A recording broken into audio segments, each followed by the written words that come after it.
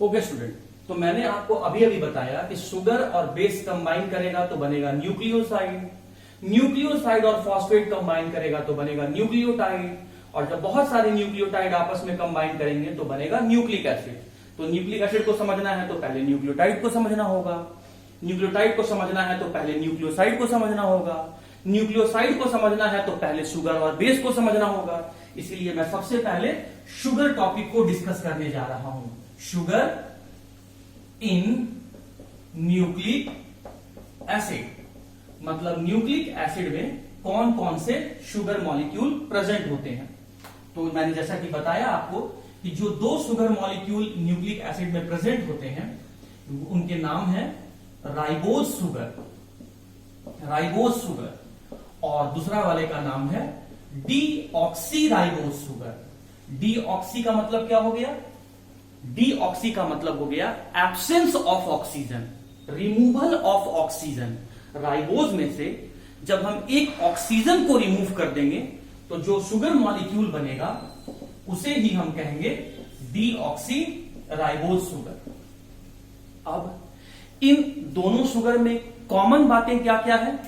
दोनों sugar molecule में total 5 carbon present है, साथ ही साथ मेन फंक्शनल ग्रुप अल्डिहाइड है, साथ ही साथ सेकेंडरी फंक्शनल ग्रुप या फिर सब्स्टिट्यूएंट जो है वो हाइड्रोक्सी है। सिंस ये दोनों शुगर 5 कार्बन कंटेन कर रहे हैं, इसीलिए इन दोनों को हम लोग एक साथ पेंटोज शुगर कहते हैं।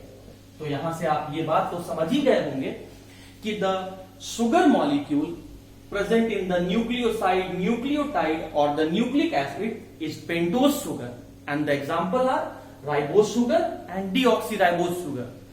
What are the similarity between these two sugars? Both contain 5 carbon, both contain aldehyde as the main functional group, both contain hydroxy as the substituent. Now, what is the difference between the ribose and the deoxyribose sugar? Sir, there is absence of one oxygen atom in the deoxyribose sugar. Ribose sugar में एक oxygen atom कम होता है, कहां पर? Second carbon पर। जब ribose sugar में से हम एक ऑक्सीजन को हटा देंगे, कहां से? सेकेंड वाले कार्बन से, तो जो पेंटोज शुगर बन के आएगा उसी पेंटोज शुगर को हम लोग डीऑक्सी राइबोज कहते हैं। तो सीधा सीधा बात क्या हो गया स्टूडेंट कि मैंने आपको बताया था कि राइबोज शुगर का फॉर्मूला हो गया C5H10O5, क्योंकि कार्बोहाइड्रेट का फॉर्मूला क्या होता है? CH2N। सही है, ये हो गया आपका कार्बोहाइड्रेट का फॉर्मूला। N यहां पर क्या बता रहा है? पेंटोज, तो N का वैल्यू क्या हो गया? 5। तो कार्बन का नंबर कितना हो गया? 5। हाइड्रोजन का नंबर कितना हो गया? 5 × 2 10। ऑक्सीजन का नंबर कितना हो गया? 5। लेकिन डीऑक्सीराइबोज में क्या है? एक ऑक्सीजन कम है, तो इसका फॉर्मूला क्या हो जाएगा? C5H10O4। तो ये इसका फॉर्मूला हो गया। अब ये जो एक ऑक्सीजन कम है वो किस कार्बन पे कम है? सेकेंड वाले कार्बन पे कम है। तो ऐसे शुगर को हम लोग क्या कहेंगे? Deoxyribose sugar. अब दोनों का एक बार स्टूडेंट हम लोग स्ट्रक्चर देख लेते हैं। तो देखिए, मैं दोनों का साइक्लिक स्ट्रक्चर बनाऊंगा। क्यों? ओपन चेन स्ट्रक्चर से ज्यादा स्टेबल स्ट्रक्चर है साइक्लिक स्ट्रक्चर, क्योंकि साइक्लिक स्ट्रक्चर जो है इन दोनों शुगर के मैक्सिमम प्रॉपर्टी को एक्सप्लेन करता है, and that is why and that's the reason that the cyclic structure is more stable as compared to the open chain structure.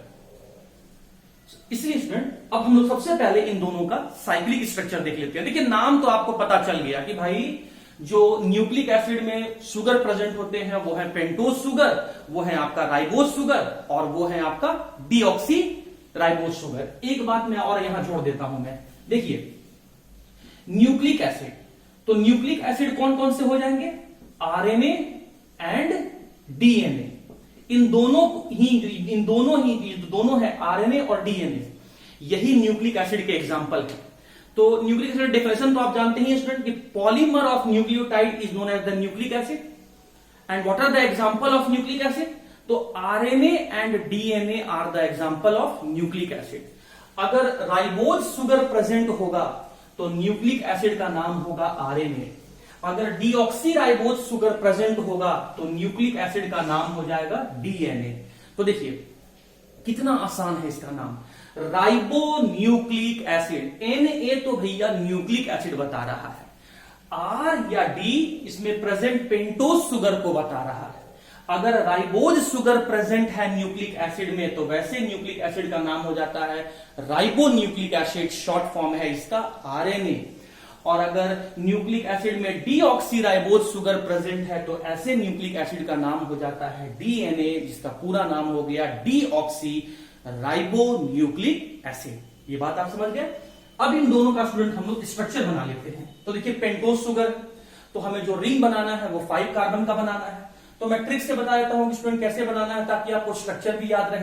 तो देखो बिल्कुल जैसे हम लोग का बॉडी स्ट्रक्चर है वैसे ही इन दोनों का स्ट्रक्चर बनाएंगे। सबसे पहले क्या दिखा, मुंडी।